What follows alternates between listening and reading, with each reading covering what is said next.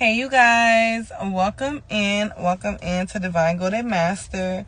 This is Lex, and this is where we master being divine at this 3D reality. Alright, so today we're going to go over wax readings, also known as Ceromancy, right, with candle wax. Alright, so wax readings, also called Ceromancy, is an ancient form of divination that interprets messages from melted wax.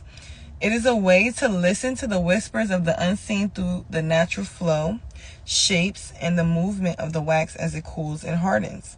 All right, so the way that it's done is you will prepare your space, right? Cleanse your area with smoke, sound, or a prayer. And you want to set your intention. Be very sure to be very clear on the intention that you're setting, right? And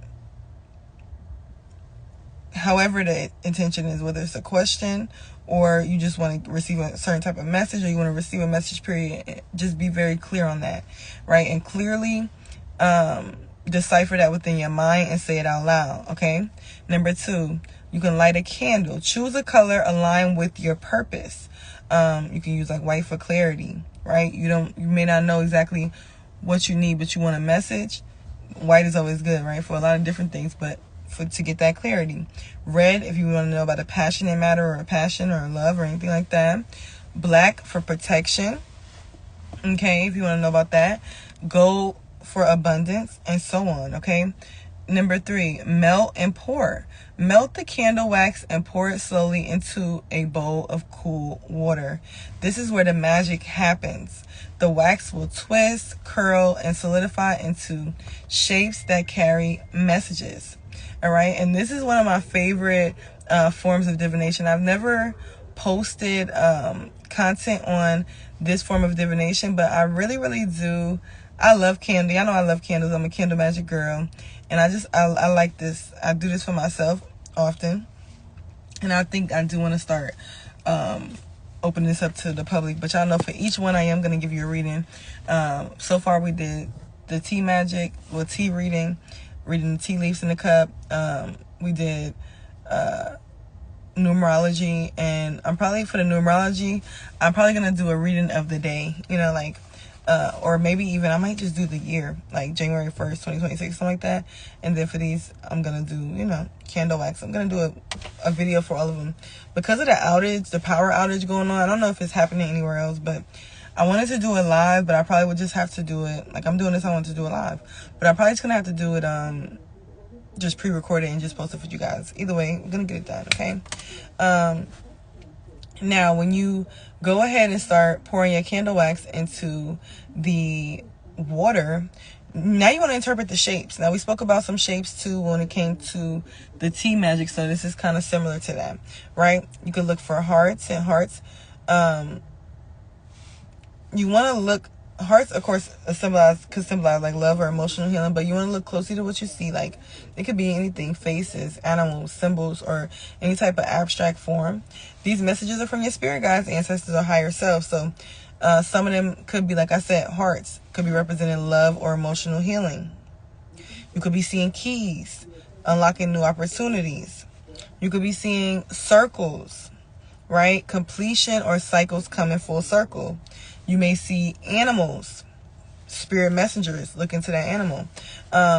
Arrows or lines, clear direction or movement forward. And especially when it comes to, this is very similar to like water scrying and scrying into the black mirror. It's important to trust what you're seeing, write things down, and not only write things down, trust what you're seeing, but take time to look into it afterwards, right? So you can see, like, okay, what could this have been representing?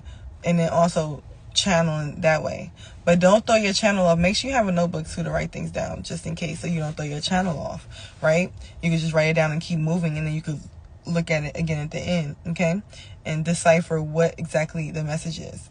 All right? But like I said, I'm going to show you guys. I'm going to do everything on all of these on camera so that you can see how I do it, and then that way you'll see an example, but also with the example you'll be able to add and place and put different things that you may want to add in there, okay? Now, number 5, watch the flame. During the burn, the flame's movement can also reveal insight, right? And y'all know we study flame with candle magic, and I've talked a little bit about that on the channel as well, especially a lot in the past. So that's something that you want to watch as well. During the burn, the flame's movement can also reveal insight. A steady flame can mean strong energy and clear manifestation. A flickering flame could mean spirit communication or energy interference. A low flame could mean blockages or drained energy. And a high flame could mean rapid manifestation and spiritual empowerment. All right, so tips for a deeper reading. Use your intuition first, right? Feel your way through. Feel what shape means. Feel what the shape means before analyzing. So that's why I say I want you to have a notebook to write these things down, and then you also can write down what you're feeling, and then later you can look it up and see what came up. But trust what you felt first, because sometimes people get caught up in what it's supposed to mean instead of what they're feeling and what Spirit's trying to decipher to them specifically. So make sure you do that. Journal your impressions, like I said, right after the reading, but I do it during sometimes too, so you don't forget. And the symbolism often reveals itself later. All right. Pair the moon cycles for amplified energy. So like we just had a new moon in Libra, right? So you can use a new moon for intentional setting and a full moon for releasal. So with this new moon in Libra, you can harness that energy and basically be like, okay, well, say if somebody wants to get a new job or they want to acquire more money or something like that, we could do a reading, a candle wax reading on that, and see how it's going to come to them. Is the flame high? Is it going to be rapid, or is it low? Or maybe some blockages or something that's blocking that. Is it arrows and things like that? Because then it's like, okay, maybe it's a clear way for them to go, a clear path.